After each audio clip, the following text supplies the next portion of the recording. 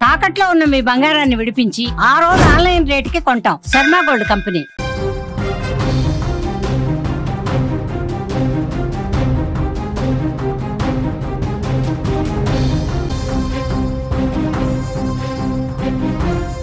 భారీ వరదలు పాకిస్తాన్ని అతలాకుతలం చేస్తున్నాయి. గత వారం రోజుల నుంచి కురుస్తున్న వానలు పాకిస్తాన్కి కంటి మీద కునుకు లేకుండా చేస్తున్నాయి. దీంతో పాక్ రాజధాని అయిన ఇస్లామాబాద్ అంతా కూడా నీళ్లలో మునిగిపోయింది.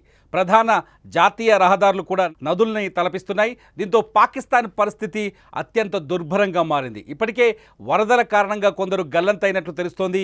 భారీ వర్షాలకు చాలా వరకు లోతట్టు ప్రాంతాలన్నీ జలమయమయ్యాయి.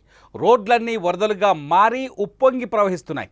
ప్రస్తుతం పాకిస్తాన్లో రెడ్ అలర్ట్ ఎమర్జెన్సీని ప్రకటించారు.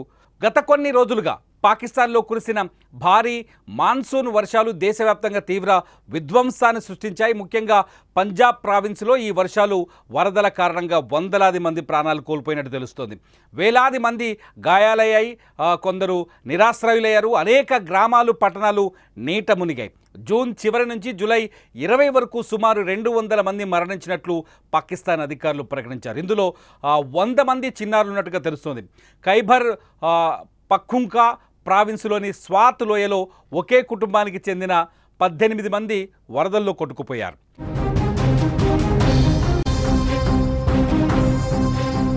వీరిలో 7 మృతదేహాలు మాత్రమే ఇప్పటివరకు దొరికాయి. సహాయక చర్యలు ముమ్మరంగా కొనసాగుతున్నాయి. అయితే నీటి ప్రవాహం ఉధృతి కారణంగా రెస్క్యూ ఆపరేషన్లు సవాలుగా మారాయి.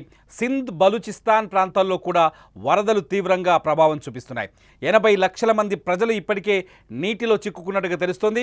అక్కడ పరిస్థితిని, వరదల సిచ్యువేషన్ని వీడియోలో చూడొచ్చు. పాకిస్తాన్లో వరద బీభత్సాలు, పట్టణాలకు పట్టణాలు అంటే గల్లీలుగా ఉండే రోడ్లన్నీ కొట్టుకుపోయి ఇవి వాగుల్లా కనిపిస్తున్నాయి. ఆ ఒక్క వాగులో కొట్టుకొచ్చిన కార్లను చూడొచ్చు. పాకిస్తాన్లోని సింధ్ ప్రావిన్స్లో వీడియో ఇది. సింధ్ ప్రావిన్స్లో దుర్మార్గం, అత్యంత భయానకంగా ఉంది సిచ్యువేషన్. ప్రకృతి ప్రకోపిస్తే ఎలా ఉంటుందో సిచ్యువేషన్ అని చెప్పడానికి ఇంతకంటే ఎగ్జాంపుల్ అక్కర్లేదు. చాలా చోట్ల ఇప్పటికీ వరద బీభత్సం కొనసాగుతుంది. చాలా చోట్ల వర్షాలు బీభత్సంగా కనిపిస్తున్నాయి. కొన్ని చోట్ల వరదల్లో కార్లు ఇంకా కొట్టుకొస్తున్న సిచ్యువేషన్ కనిపిస్తుంది. చాలా చోట్ల బ్రిడ్జిలు తెగిపోయినట్టుగా తెలుస్తుంది. వరద దాదాపు 200 మంది, ఇప్పటివరకు 200 మంది చనిపోయినట్టుగా తెలుస్తుంది. వేలాది మంది అంటే దాదాపు 80 లక్షల మంది ఈ వర్ష ప్రభావానికి గురైనట్టుగా తెలుస్తుంది. వేలాది మంది నిరాశ్రయులైనట్టుగా తెలుస్తుంది. చనిపోయిన వాళ్ళలో పసిపిల్లలు ఎక్కువగా ఉన్నట్టుగా సమాచారం అందుతోంది. దాదాపు 100 మంది పసిపిల్లలు ప్రాణాలు కోల్పోయినట్టుగా అక్కడి పాకిస్తాన్ మీడియా రిపోర్ట్స్ని బట్టి మనకు సమాచారం అందుతుంది. మొత్తానికి వాతావరణం, ప్రకృతి ప్రకోపించింది. పాకిస్తాన్లో విధ్వంసాన్ని సృష్టిస్తోంది. పాకిస్తాన్లో తీవ్రమైన దుర్భరమైన పరిస్థితులు కనిపిస్తున్నాయి.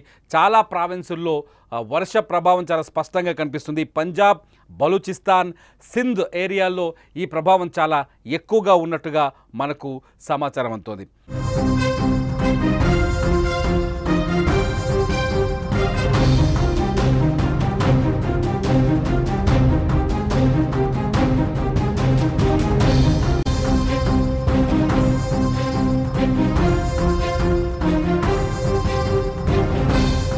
పాకిస్తాన్ వర్ష బీభత్సానికి సంబంధించిన అప్డేట్ సమాచారం కోసం సుమన్ టీవీ చూస్తూనే ఉండండి. సుమన్ టీవీ డిజిటల్ లైవ్లో ఎప్పటికప్పుడు వెదర్ రిపోర్ట్స్, పాకిస్తాన్తో పాటు భారత్కు కూడా మరో తుఫాను ముప్పు ఉన్నట్టుగా మనకు సమాచారం అందుతుంది. తుఫాను ముప్పుకు సంబంధించిన పూర్తి సమాచారాన్ని మీరు సుమన్ టీవీ లైవ్లో చూడొచ్చు. దానికంటే ముందు ఎక్కడైతే 100 శవాలు, ధర్మస్థలిలో 100 శవాలు ఉన్నాయి, ఆ 100 శవాల్ని పాతిపెట్టాను నేనే అంటూ ఒక పారిశుద్ధ్య కార్మికుడు జూన్ 3వ తేదీన పోలీసులకు ఫిర్యాదు చేశారు.